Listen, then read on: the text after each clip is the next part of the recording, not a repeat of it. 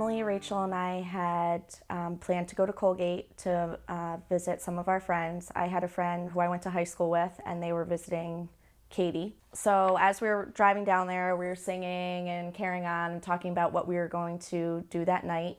And when we got to Colgate's campus, we parked the car. I took my stuff out of the trunk. They took their stuff out of the trunk. We went our separate ways. I was going to see my friend, Lighty. They were going to see Katie. We told each other that we'd give each other a call and we'd meet up at the Jug later that night. Been in Troy for like 4 or 5 months and just kind of wanted to go on a road trip. Kevin was friends with Rob out of Colgate. I had an ex-girlfriend at the time who I was still kind of obsessed with, who was at Colgate. So we decided to make a trip out there at the fraternity. It was me, Kevin, Chris Ray. Dan Stewart was another friend of ours. He was going to go, but he's a little too hungover from the night before. So Kevin swung by my apartment at the time. I was living with Dan and another gentleman. Swung by my apartment the next day, picked me up probably early morning or right about afternoon, 10, 11, I think. We drove out there. I don't know if you've ever driven out to Colgate from Troy, New York. There's some back roads and farmland and whatnot. It was a really foggy day. On the way up there, a few things that I remember too. Kevin was a terrible driver. It was foggy. Chris said, you know, watch what you're doing. I don't want to die. I remember Kevin said that, you know, he said something like, he laughed and then he said, well, it's going to happen sometime. Everyone has their time. That definitely happened. It was something that was just kind of eerie, to tell you the truth. And then on the way up there, this was actually a good thing. We go to McDonald's. I remember Larry called Kevin. They had a few exchange of words, and then Kevin said, I love you. And then he got off the phone, he goes, my dad just said I love you to me. Isn't that weird? I don't remember what time we got to the fraternity. I think it was you know, towards the end of the day, 4 or 5 o'clock when we finally arrived. I remember getting there, seeing a beautiful university. Got into the fraternity. I met Rob before, met him again with a few frat brothers. Shooting pool, kind of just hanging out, getting ready for the night that was going to be at hand. The Deke brothers were planning a party. Had a few drinks at the fraternity, 6, 7 o'clock, barbecuing outside.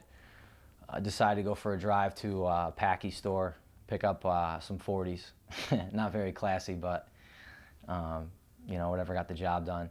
Went back to the fraternity, had some drinks. There were kegs there. We're drinking. I tied a load on pretty heavy. Continued to drink and drink and drink, from my part at least. I got pretty bent. And so I couldn't tell you exactly what time I decided to crash in Rob's room, but I basically fell asleep. I couldn't take any more booze. Remember Chris Ray waking me up at some point to get my fake ID from me because they were going to the bars downtown. I remember him nudging me. I gave it to him.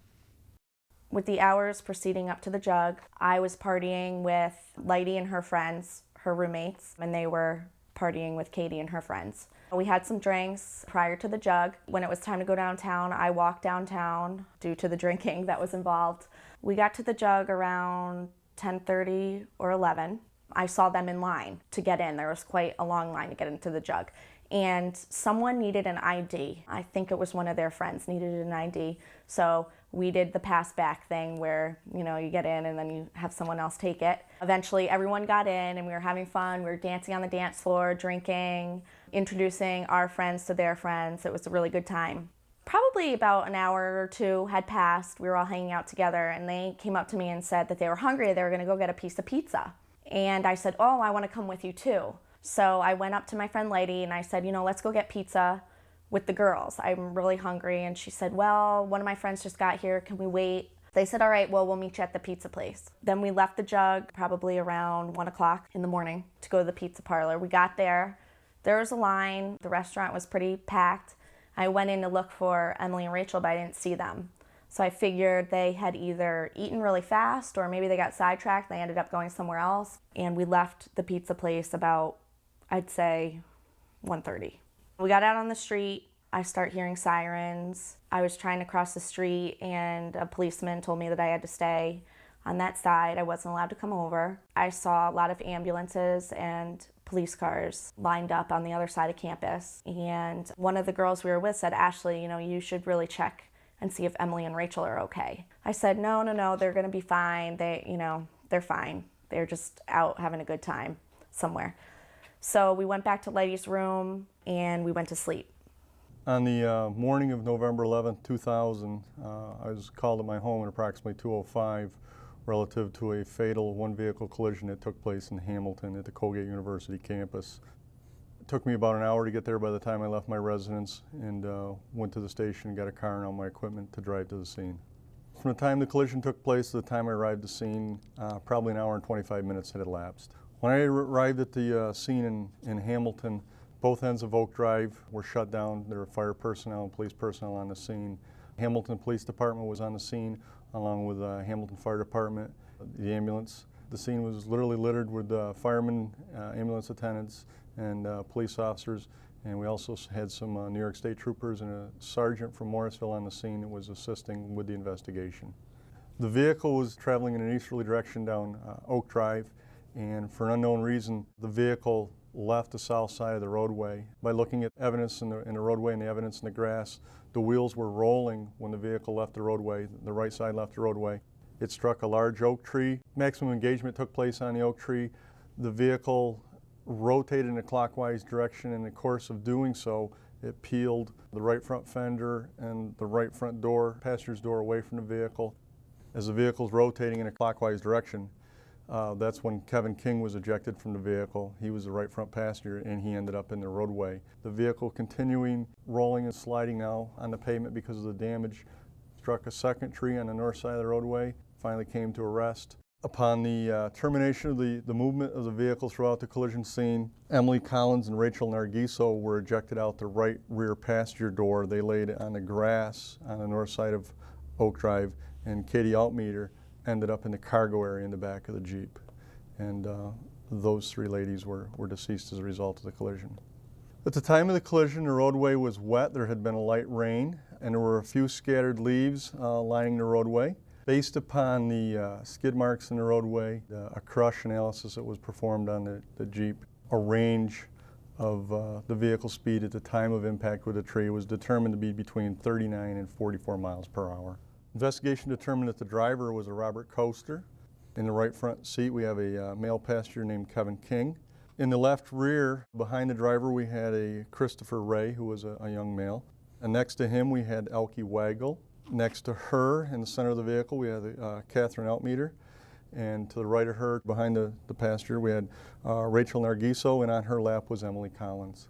As a course of the investigation, due to the severity of the injuries and the deaths involved, our investigators telephonically got an order from the Madison County Court judge over the phone to draw the blood of the driver of the vehicle to determine his BAC, and that was done, and his BAC at that time was determined to be .13. At that time, .10 was legally intoxicated. At this time, .08 is legally intoxicated.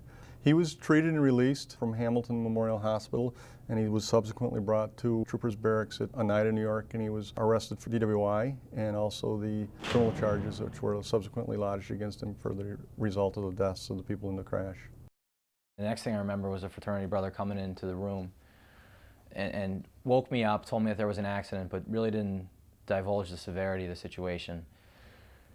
I didn't think anything of it. I was still kind of drunk, tired, went back to sleep, and then another gentleman came in. I think his name was Ben Bodner, to tell you the truth. I don't know why I remember that name, but he came into the room with a few other brothers, and they had these really grim look in their faces. They woke me up and they told me there was an accident, and I had to go down to the hospital with them. And I still didn't know what was going on. I sat down, I started to eventually build an idea. State trooper walked in, talked to someone, grabbed me, said, son, did you come up here? You from Troy? You travel with the boys? Yeah. He pulled me in a room, and obviously he hesitated, and he told me what had happened. He said that Kevin and 3 girls had passed away in a car accident. I've never heard anything like that in my entire life, didn't know what to make of it. Just completely shocked. I got out of the room. I got to go back and see Chris Ray. He was lying in bed. He kind of told me what happened. He got up and leaned over and gave me a hug. Passed me my fake ID was one of the first things he did. I called my parents, my mom, my stepdad. My mom was crying. She, got in the car instantly, drove up to get me. In the morning, I was awakened by one of Lady's friends shaking me on the floor, saying that she had heard that some girls had been killed on campus last night. She didn't know where they were from, but she thought that maybe I should go get some information just in case they're Emily and Rachel. Woke up Lady, she came with me, and we ran down to the chapel on campus that was pretty close to the dorm. So I sat down on one of the pews with Lighty. She held my hand. They made the announcement that there were some people killed, 2 Colgate students and 2 William Smith students. So right then and there I knew that they had been killed. After the chapel, I got in a state trooper vehicle with my friend Lighty. She came with me, and off we went to Syracuse to identify bodies. I had to sign in and wait for a while. Then I went into the family room where there was a window with a curtain over it, and then they wheeled the body in and opened the curtain, and I identified Rachel. They would not let me identify Emily due to cuts on her face. Crazy thing is some of those kids were only in that car a short time, maybe for less than a couple minutes. They were only going to drive up the hill for less than a mile for the evening. And they were not traveling at a tremendous rate of speed. I mean, it was not a situation where somebody was driving 100 miles an hour and driven for an hour and was involved in a police chase. I mean, this was just simple bad judgment after bad judgment after bad judgment, and had a very catastrophic result for the people involved. And the message that I give to young kids when I talk to them about this and I show the photos from it is we look at the different photos, and some of the photos have the victims in them. And I'll go down through the photos and I'll say, you know, who here hurt the worst? And the kids get talking amongst themselves about, you know, whether it's a guy that was in the roadway or the girls or whatever. And I said, you know, in reality, who hurt the worst here is the parents, the friends, and the families. Because there's not going to be a Christmas, there's not going to be a birthday, there's not going to be a graduation to where somebody in that family, a mom or a dad or a sister or brother, is going to realize that they're short of their family member. And that's what I try to stress to the kids. And I tell them that, you know, when you get into a situation to where, you know, the hair on the back of your neck stands up, or you just get that funny feeling in your guts, or that one of those deals you start thinking that, you know, Mom and Dad probably really wouldn't be too proud of me if I did this tonight.